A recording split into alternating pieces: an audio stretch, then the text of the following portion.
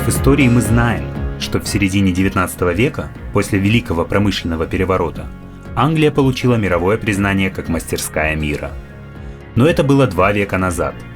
В наши дни слоган «Made in China» стал символом того, что современная мастерская мира уже давно переехала в Китай. Начиная изучать историю и феномен Китая, мы направились в финансовый центр страны – город Шанхай.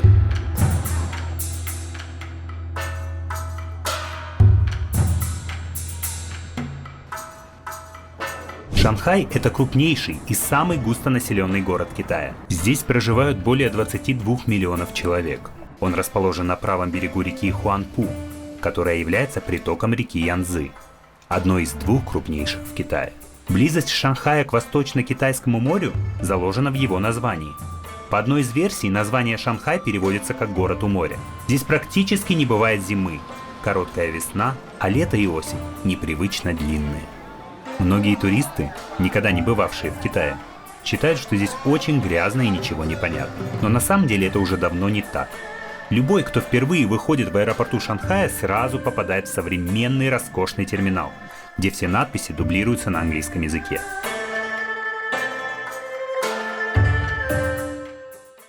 Из аэропорта до центра города мы будем добираться на самом скоростном в мире поезде. И, собственно, вот он. Что ж, попробуем. Аэропорт Пудонг находится далеко от центра, и лучший способ добраться до города – это самый быстрый в мире аэроэкспресс на магнитной подушке. 15 минут на скорости 400 км в час, и вы уже в городе. По дороге в Шанхай ты все время удивляешься, насколько быстро и качественно развивается этот город – символ экономической мощи страны.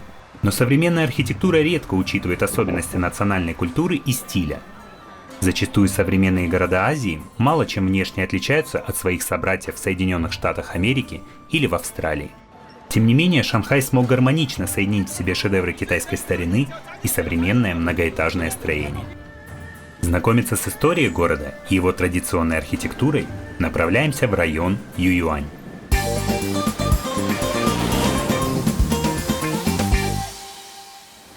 Одна из главных достопримечательностей Шанхая, которая обязательна для посещения, это сад Ююань, традиционный китайский сад. В 16 веке, в эпоху правления династии Мин, один провинциальный казначей решил сделать подарок своим родителям и построить для них роскошный сад, напоминающий императорский сад в Пекине. Но его мечте так и не удалось сбыться. Сад не был достроен, а завершения строительства не смогли дождаться ни его родители, ни он сам. Позже сад переходил из рук в руки и окончательно был достроен только в 1709 году. Пережив несколько войн и восстаний, сад был отреставрирован и приобрел свой современный облик в 1956 году. В переводе с китайского сад Ююань звучит как «сад счастья». Он разбит на несколько частей стенами из натурального камня и круглыми арками. Строители смогли создать гармонию между природой и архитектурой, садом и человеческим жилищем. В саду можно встретить все основные элементы, типичные для китайской культуры. Это и вода, здесь много изящных прудов с цветными карпами и водопадов, изящные деревья, традиционные китайские павильоны и камни невероятной формы.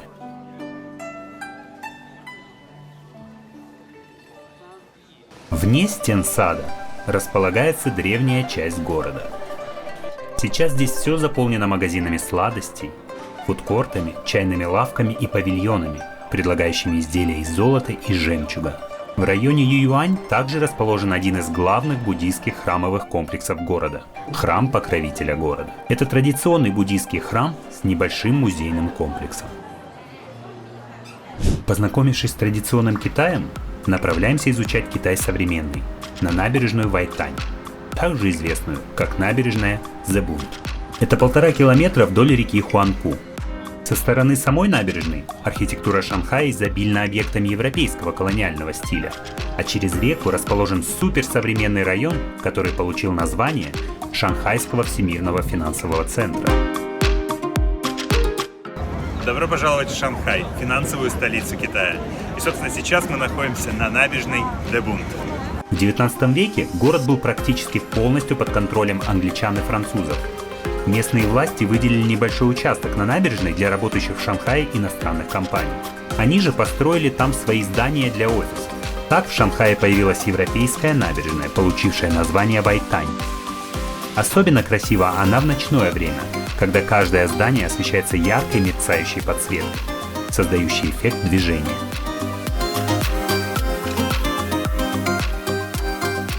Неподалеку от центра набережной берет свое начало самая длинная и самая оживленная в мире торговая улица – Нанджин Роуд. Ее общая длина превышает 5 километров, 1,5 из которых – пешеходная зона. Вдоль всей улицы расположено бесчисленное количество магазинов одежды, техники и всевозможных кафе и ресторанов. Именно здесь становится понятно, что Китай стал не только главным производителем товаров, но и одним из крупнейших потребителей в мире. Здесь можно найти магазины и торговые центры на любой вкус, от знаменитых иностранных брендов до местных производителей. Шанхай – центр китайской моды. Все китайские модельеры, известные в Европе и США, производят свои коллекции именно в Шанхае. Здесь также можно найти бутики мировых брендов, продающих эксклюзивные товары исключительно в Шанхае. У многих Китай ассоциируется с подделками и репликами на известные марки. Но здесь, на улице Нанджин Роуд, понимая, что это уже давно не так. В Китае за последние десятилетия резко вырос процент населения, которое по своей покупательской способности можно отнести к среднему классу. Это стало одной из причин серьезной борьбы с контрафактом и развития местных брендов. И если в магазинах международных марок цена всегда фиксирована, то в магазинах местных китайских производителей всегда можно торговаться. Здесь это целое искусство.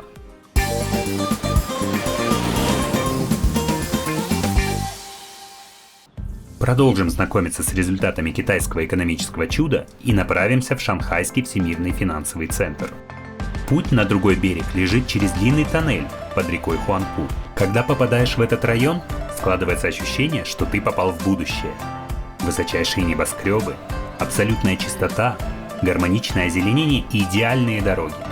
Если честно, даже не верится, что ты находишься в Китае. Главная достопримечательность этого района – телебашня «Жемчужина Востока». Построенная в середине 90-х по проекту китайского архитектора Цзя Хуанчена, она представляет собой подобие космического модуля. Ее высота 468 метров. Это, друзья мои, телебашня под названием «Жемчужина Азии», которая является самой высокой телебашней в Азии. И третья по высоте телебашня в мире, после Торонто и Москвы. Туристы могут подняться на высоту 267 метров на двухпалубном лифте со скоростью 7 метров в секунду. С высоты башни открывается захватывающий вид на Шанхай и его окрестности. А сейчас мы находимся, собственно, на вышке данной телебашни. Вид тут открывается потрясающий. Очень жаль, что есть ветровые стекла, потому как хочется, если честно, просто раскрыть руки и вспарить над городом. Но вид — это не единственное, чем знаменита эта телебашня. На нижнем этаже модуля расположена смотровая площадка со стеклянным полом. Каждый турист может пройтись по нему на высоте 260 метров и пощекотать свои нервы.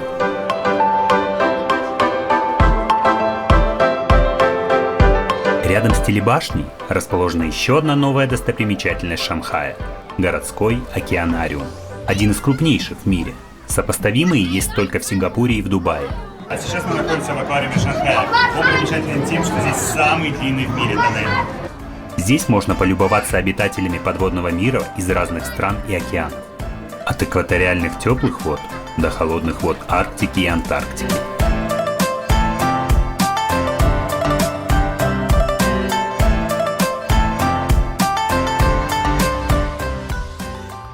Познакомив вас с основными достопримечательностями Шанхая, самое время рассказать о гастрономических пристрастиях местных жителей. Вообще, китайская кухня очень разнообразна в зависимости от региона. И предрассудки о том, что в Китае едят все, что движется и шевелится, могут быть оправданы только в Южном Китае. Но раз уж мы в Шанхае, то поговорим о здешней еде. Исконно шанхайской кухни не существует. Почти все кулинарные традиции были заимствованы из соседних регионов. Здесь объединились гастрономические пристрастия нескольких регионов и образовали современную кухню Шанхая, основу которой составляет алкоголь, масло, специи и морепродукты, приготовленные на пару или в сыром виде. Также популярно соленое мясо, консервированные овощи и сладкие блюда, среди которых особой популярностью пользуются те, в составе которых присутствует соевый соус. В Шанхае популярен красный способ приготовления пищи. Он заключается в том, что в блюдо добавляют много специй, благодаря чему оно приобретает бурый цвет. Китайская кухня одна из самых колоритных. Собственно, сейчас мы будем пробовать традиционные китайские димсамы. Шанхайские кулинары предпочитают использовать в готовке свинину, а не любое другое мясо. Шанхайцы – большие сладкоежки.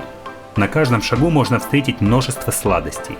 Это и нуга, и сладкие пирожки, всевозможные пряники и булки из бобовых со сладкими начинками.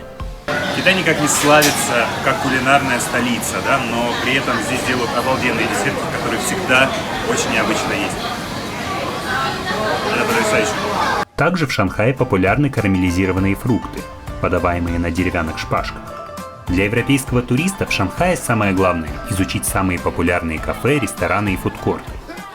Еда, массово продаваемая на улицах города, далеко не всегда придется по душе неподготовленному туристу. Благо Шанхай – это еще и гастрономическая столица Китая, поэтому многообразие качественной еды в городе настолько велико, что каждый найдет здесь что-то свое.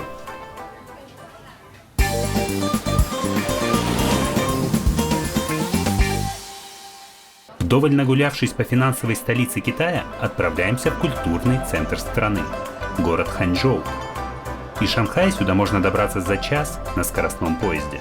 Ханчжоу называют одним из самых красивых городов Китая. Такое название он получил не за свою современную архитектуру, а за сохраненные шедевры китайской древней архитектуры и изобилие природных объектов, многие из которых охраняются ЮНЕСКО.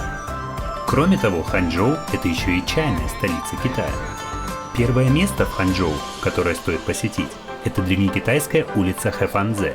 По всей ее длине расположены многочисленные магазины и забегаловки с уличной едой. Что ж, вы пробовали?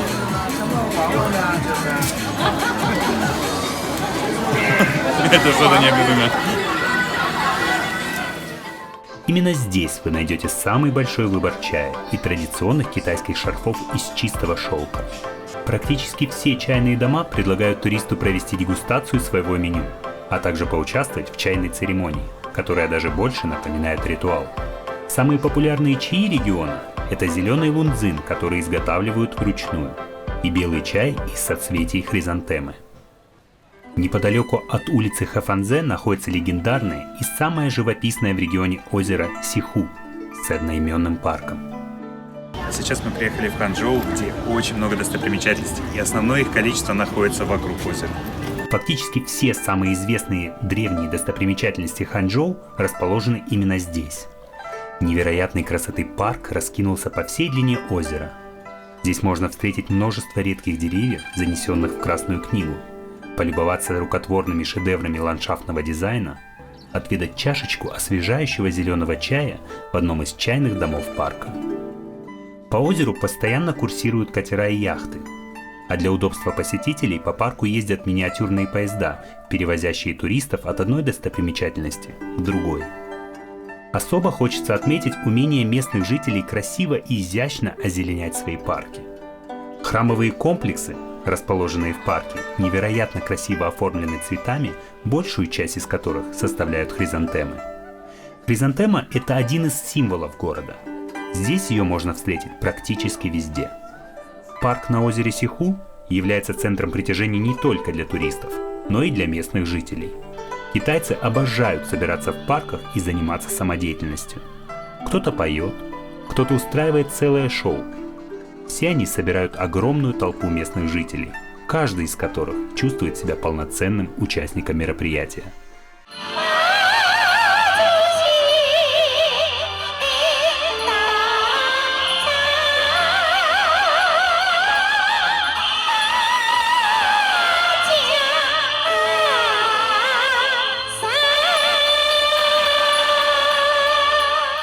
К сожалению, увидеть все достопримечательности Ханчжоу нам так и не удалось, поскольку мы были здесь всего один день.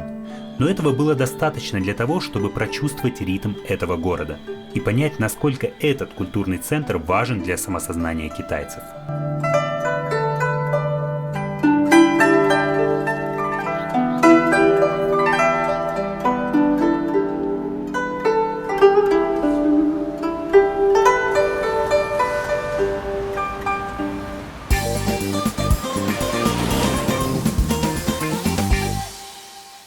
Если говорить о промышленном потенциале страны, то стоит посетить один из самых быстро развивающихся городов Китая – Шэньчжэнь, что мы и сделали.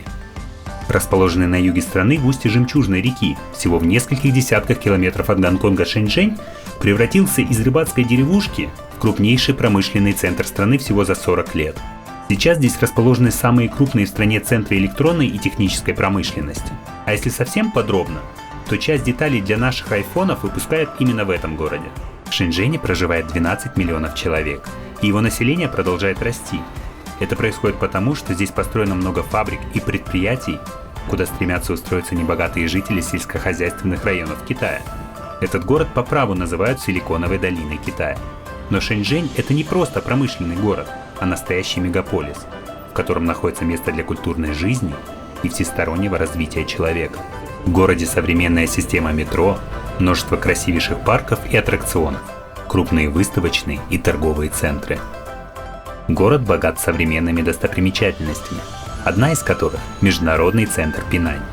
Он представляет собой многофункциональное здание высотой около 600 метров. Это здание также входит в топ-5 самых высоких небоскребов мира и располагается на 4-м месте. Изначально планировалось, что по окончании строительства этот небоскреб обгонит Шанхайскую башню и станет высочайшим в Китае. Но в 2015 году в проект постройки были внесены изменения, впоследствии которых 60-метровый шпиль был убран, и общая высота башни составила 600 метров. В результате Международный финансовый центр Пинань занял 2-ю и 4-ю строчку среди высочайших зданий Китая и мира соответственно.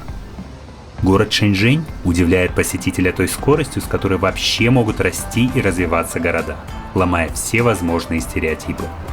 Видимо, действительно, наличие национальной идеи является сильным стимулом к такому стремительному прогрессу.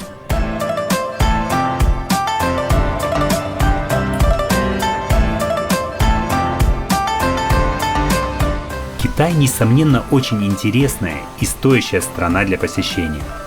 Но также стоит рассказать о некоторых особенностях, которые могут оказаться для путешественников настоящим сюрпризом.